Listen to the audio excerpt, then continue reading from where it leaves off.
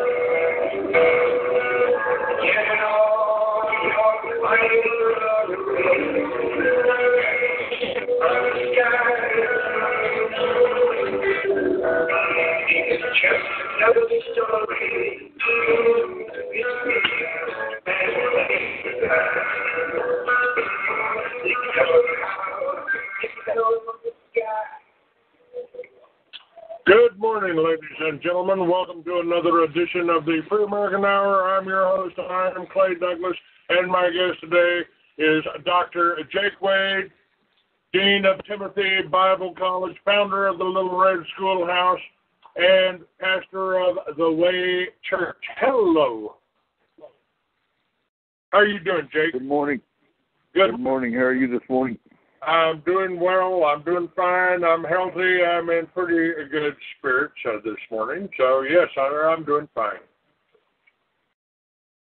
Jake, what do you, just out of curiosity, let me, I've referred to this election as, well, many people have referred to it as the lesser of two evils. And I've referred to it as two wings of the same bird. Don't think anything's going to change. Anything's going to be different. But I did have somebody on my here that poses as a rabbi, one of these trolls here, and keeps talking about his people.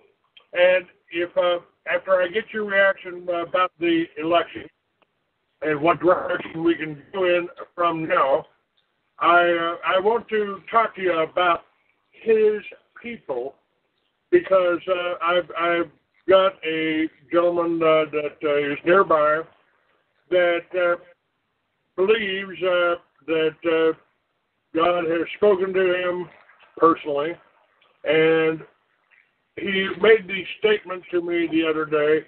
Well, I didn't know that I was Jewish, but until my grandmother told me that. And I think he's a little bit confused. So let's point one, the election. We got Obama in. I said yesterday that might be a good thing. He might drive people to the point with a communist agenda to where people can realize that such a thing could still exist. What do you think? I fully agree. Of course, I have a computer guru buddy, friend that's in our loop, that said, why not go ahead and let Obama get back in, because then, it will go on south. It will continue to self-destruct. We'll continue to go the direction we're going in, and maybe that'll wake the silent majority, whatever you want to call them, up to actually do something to change this, because as you and I have discussed, the change has got to come from the people. It doesn't make a difference who we put in the White House or even in Congress if we do not change our approach, and it's insidious at this point. We have I'm 70 years old. I'm on what's called Social Security, and that's part of what needs to be dealt with. And the people that are going to feel the crunch are all of us that need to change. If we could get self-sufficient. And, of course, you're going to go back to Liberty Village approach, but if we could get more self-sufficient where we didn't depend on the government for anything, we'd at least have some of the control back. And I'm hoping, I'm praying that that's what's going to happen with this, that it's gotten so drastic and so screwed up and so chaotic and so dictatorially communist that maybe the silent majority that's old like we are remembers that it didn't have to be like that. Now, let's go back to my neighbor here. You know, his grandmother told him, I've heard that before from other people, you know, grandmother told me I was Jewish. But the Bible talks about, Revelation talks about the Jews that say they're Jews but are not. So 2,000 years ago, they were warning us about this tactic. That says to me that the people they are warning about, and I've got a few things up here from a gentleman called who talks about the overcomer. Now, I've had some preachers up on shortwave back years ago when I was on shortwave talking about the overcomer, and he says,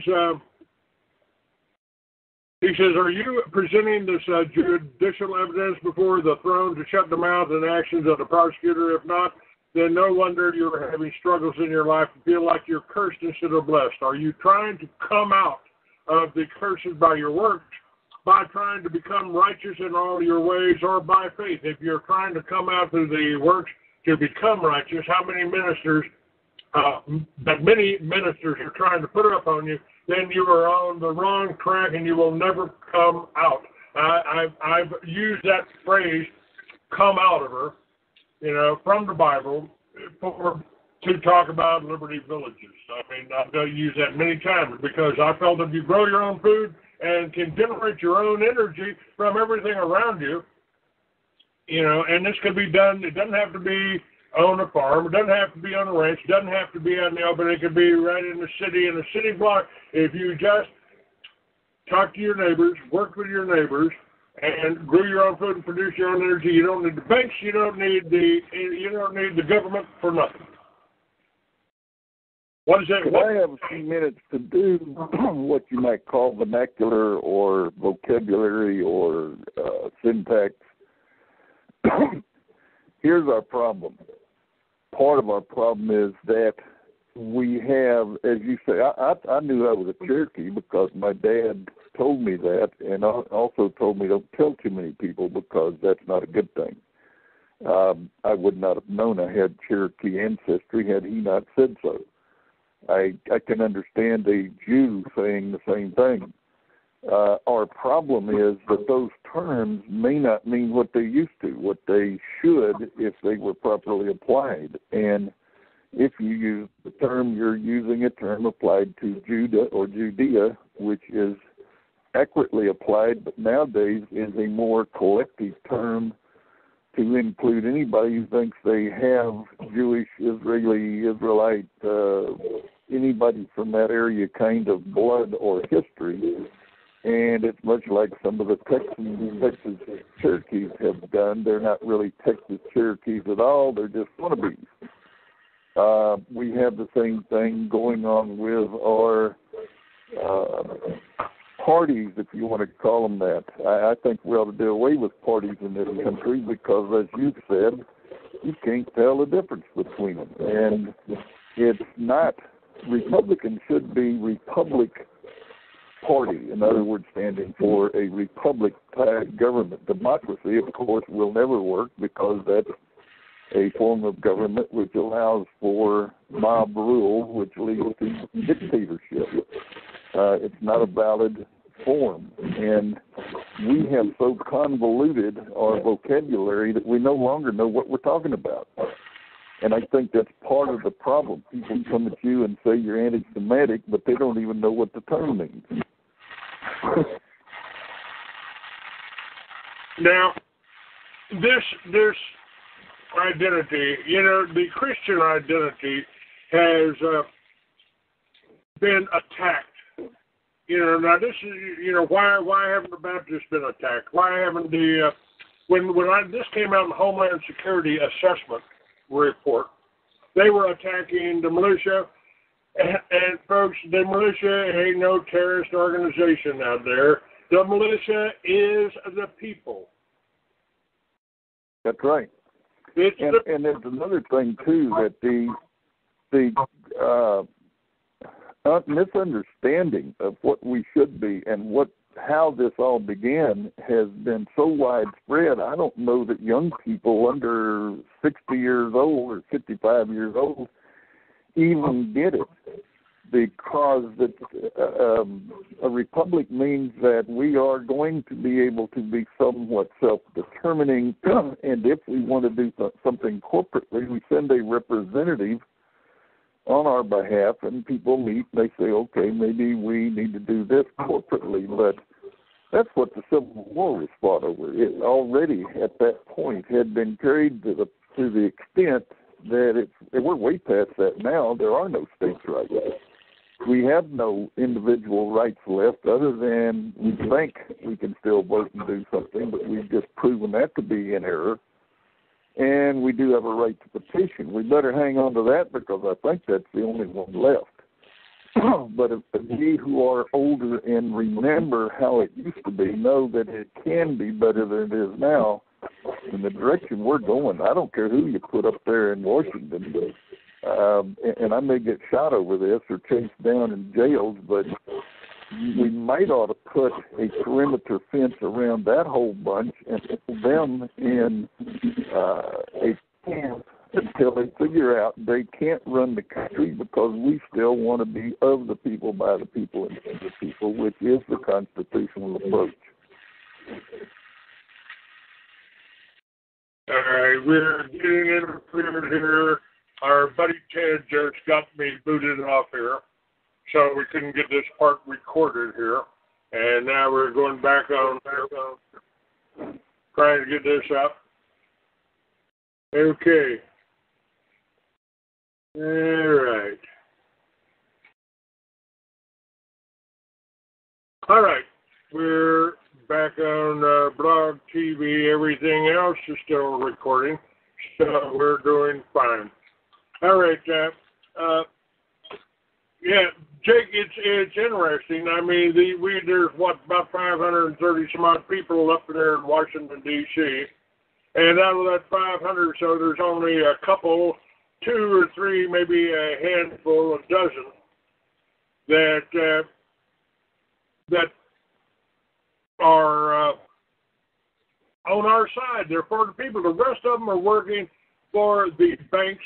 The banks are seeing that they get paid. All of the election, all the money we spent, the American people donated almost $1 billion to the two parties, the Republicans and Democrats. That's what they say. And where did that money go? Where did that money go?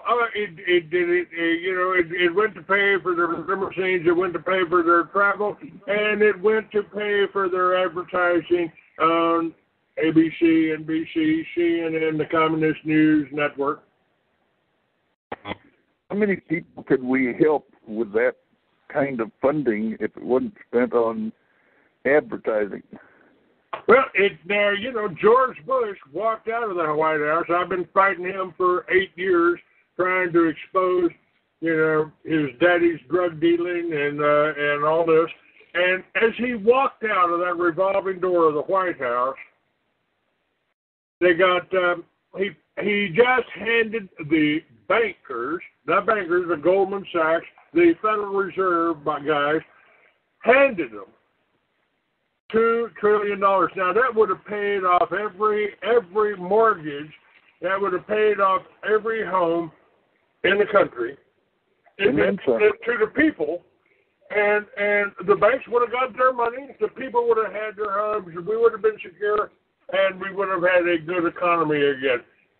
They didn't do that to the Democrat. That was the Republican Party, and the Democrat Party hasn't done any better. That's right. Let me be biblical for a moment on that point you brought up. if you go back to Levitical law, if you go back to what's known as Pentecost, if you go back to the way it was set up for God's people, it's supposed to be that every 50 years, all debt is forgiven. It would have been the opportunity of a lifetime to do what the Bible had already set up, saying, okay, we're going to pay off all these debts for these people, and they've got their homes. They don't have to worry about losing them.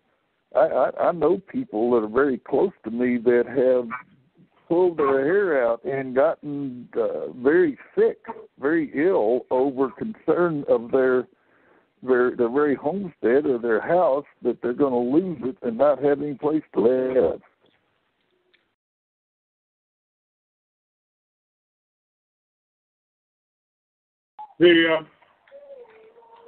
Well, that's dead and gone. We've actually did make some progress this election. That I doubt if they're even covering it on the television or the newspapers. But the basis of every civilization is the self-sufficient family farm, as I tried to put together with Liberty Villages.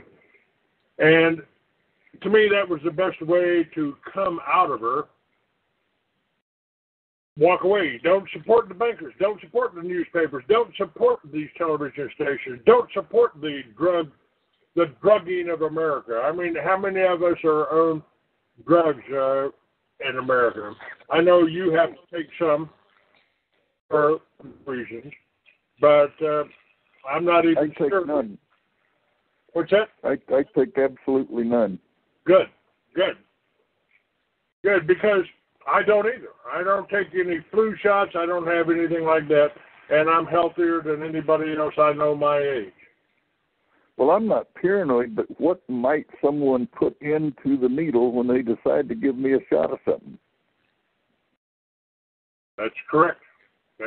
And by the way, there's more of a markup on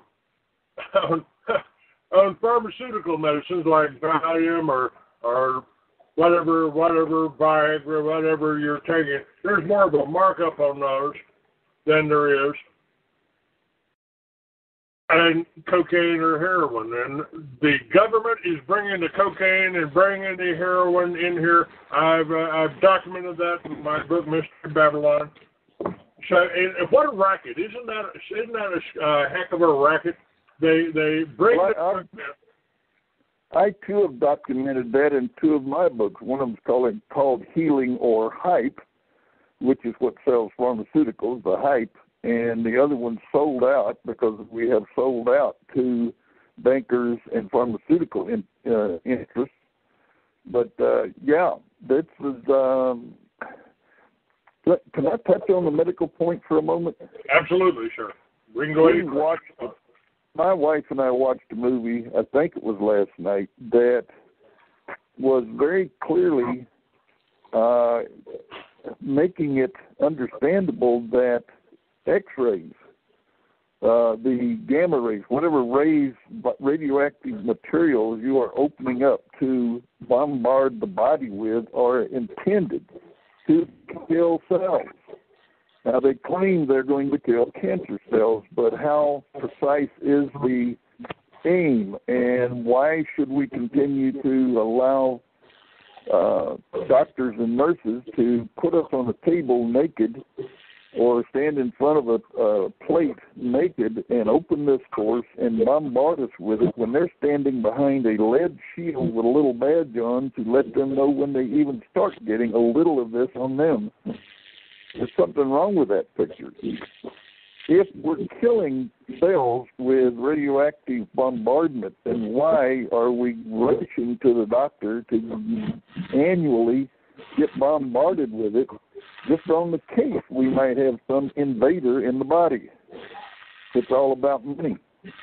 It's the easiest thing in the world to flip that little switch and let that cover come off the radioactive material. Let it close back up, let the computer draw a picture of you all down to your bones and parts, and then they charge an exorbitant amount of money for the guy who pushed the button. It's ridiculous. And yet we're killing ourselves with that. We're killing ourselves. You brought out aspartame. We process food to the point you can't go to the store and be confident that you're not buying something that's actually going to poison you. And now you're back to grow your own, make sure that it's not overly processed or it's not, you know, if something's got a long shelf life, there's something wrong with it. Because good food's supposed to spoil. That's right, you know. Set some margarine out on the sidewalk. The ants won't even eat it. That's right. Now, it's a good lubricant, though. Jake, you are the most knowledgeable person I have ever met on the Bible. And, you know, to me, and you've read my book. I've got your review of my book on there. That, you know, 2,000 years ago, they knew what was going to be happening now. So it's, how does, you talk about religiosity. Now, I've gone into churches. I was baptized, I guess, when I was 14 in a Baptist church. And I really haven't been back inside the church until I walked into yours in Texas. I did not feel right. I did not feel right. I mean, but somehow I believe the way Thomas Jefferson believed that the words of Jesus were the most important in the Bible. There's other words in there. There's other words in there. We've talked about Proverbs. We've talked about Solomon, and of course Solomon kind of screwed up. Hopefully. Hopefully the character I created 45 years ago will do a little bit better than that. But that's fiction. I thought I was writing fiction. However, a lot of the stuff that I wrote that far back and is happening now, is coming true now. Things I wrote 10 years ago is happening now, and I wouldn't be doing what I'm doing right now, talking to you, doing this radio show, putting it up on YouTube, putting it up on Blogtalk Radio, putting it up on BlogTV. I wouldn't be doing this if I didn't believe this is what God wanted me to do. I went through a lot. I've been in 49 states. I've been I've been in all parts of society, from the penthouses in Miami Beach to the biker bars in L.A. I felt that God told me to do this. Tell me that you need to go here. You need to know what you're talking about. You need to know. You need to smoke that so you know what is real. What is real? And how we've been misinformed. And you know, when documents were simply handed to me from strangers on the street. Strangers on the street. Here, you need to see this. You need to read this. And that still happens to me today on the internet. What is there a force moving me? Because it certainly ain't churches. It ain't the churches out there. You know, I feel a cold chill when I walk into some of these churches. Oh, absolutely. I can give you a quick, very concise bottom line on, if you will, the election. For all of the political trappings, and everybody's promising this, and everybody's talking about this, and all the rhetoric that went on, and all of the hype, and all of the political stuff, which is a bunch of garbage, the bottom line is this. When those people, whether they be in the White House or in the Senate or in Congress itself or even in the Pentagon, when they violate our contract with them, which is called the Constitution, it has not been amended. It has not been changed in this part, but they just blatantly violate it. They are breaking the law, and they should be taken out of office, and they should be punished, at least sanctioned, for breaking the law. And we should not be allowing them to take part in running or managing our business in this country. That's the bottom line. And those people we're talking about, I can give you a list, but I don't want the feds coming in here and shooting me today because my wife still wants me to help her do something. But I could give you a huge list, and it begins with a couple of guys we tried to push into the White House, of folks who don't go by the rules. And we, as a people, have got to stand up and say, we're not going to allow this anymore. We have a Constitution. It's based on the Bible. And we need to do it in church, too. We need to go back to the church house and say, Pastor, if you're going to just be here to be a big shot or make money or try to look good, then you need to go somewhere else. Go sit in the pew and let somebody called sit up here because you're not even telling the truth. Of course, they'd shut down 90% of the churches. Yes, sir. We need to do the same thing with government. But didn't I just had this idiot here on my chat room that says, let's see, that Yahweh doesn't preach hate like you do. Bashing the chosen ones is not divinely inspired. And on there it said, chosen by themselves, not by me or God. I responded, your people are not the chosen ones. I believe you and your Cherokee ancestors are more chosen, more of the chosen ones, more of the Israelites, the true Israelites, than any of the Jews that say they're Jews but are not, or of the synagogue of Satan. Now, well, if the Messiah is the one, and I believe in Jesus. Yes, sir. And he's the author of the Bible. If that is what we believe, and I certainly do, then I don't know how anybody gets around the person born in Israel named Jesus who said, if you don't come through me, Bubba, you ain't getting in. That's John 14:6. I'm the way, the truth, and the life, and nobody gets the Father unless they come through me. How does one get around that? You can call yourself a Jew, a Cherokee, a Hindu, whatever you want to.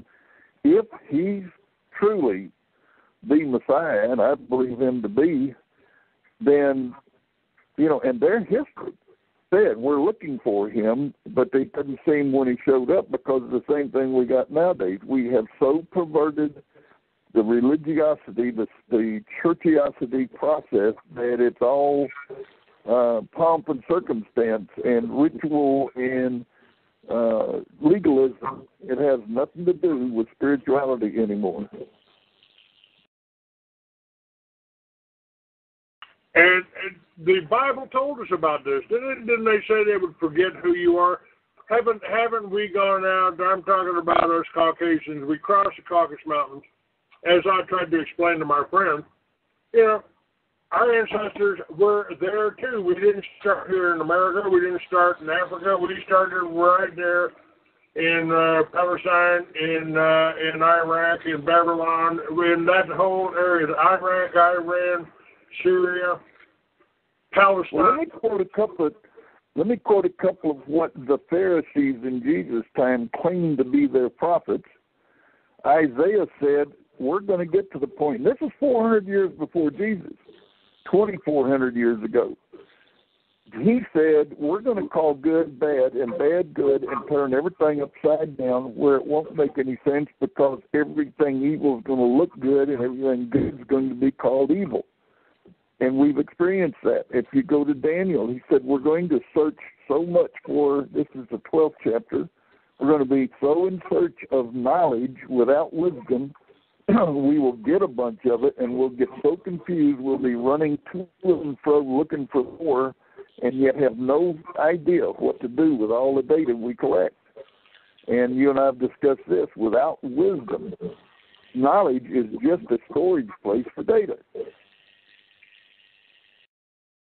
And that's Old Testament.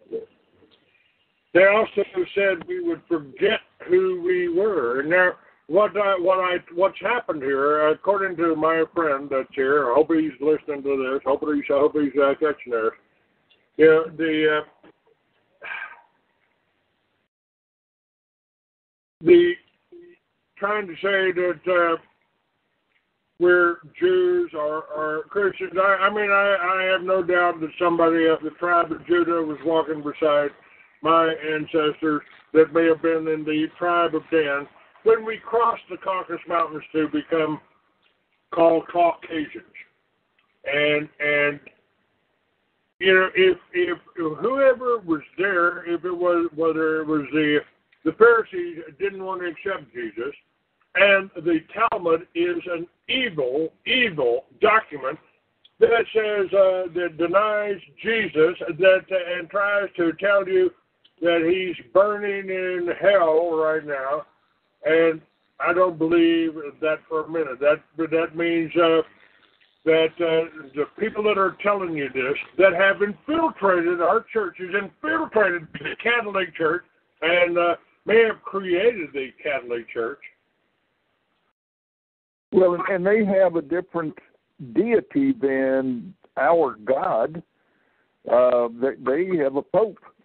They have people who are popularly voted in by a group of a board, or if you will, that sits and votes them in, which has nothing to do with being called by God. In Jeremiah, he says, I'm going to call pastors after my own heart. In Acts, I think it's 20:28, it says the same thing. I'll put the pastors in the church. You don't need a pulpit committee. You're not going to get called on the phone. The local district superintendent's not going to put you in. And the diocese certainly has nothing to do with it. It's called of God, and he has done that for me and a few other people that you know that are doing this, but most haven't got a clue what that means. So what they've done here is, they've convinced my friend there that he's somehow Jewish, and I said, you're not Jewish. You don't have the features. You aren't one of the Khazars. You didn't adopt the convenience of a religion. Oh, and just for I talked about this the other day. I did a show a couple of days ago about a man a reporter, a writer that went into the synagogue, was there for 2 years, wanted to convert, and when he heard the Konidri, the prayer, the straight out of it, he said it was like praying to Satan, to forgive you, so you can lie and cheat and steal without any consequences and whatever, I just got a revelation, Clay. Yes, sir. You know what I see? I see all of this being turned into a competitive game. We have it with the two parties in an election, or the three, however many you want to put in there. It's, okay, I want my team to win, and, let's throw caution to the wind. Let's throw truth to the wind. Let's do whatever sneaky thing we got to do to win. The same thing in court nowadays. It has nothing to do with the truth or what's right. It's whoever comes in and puts on the best show wins the game.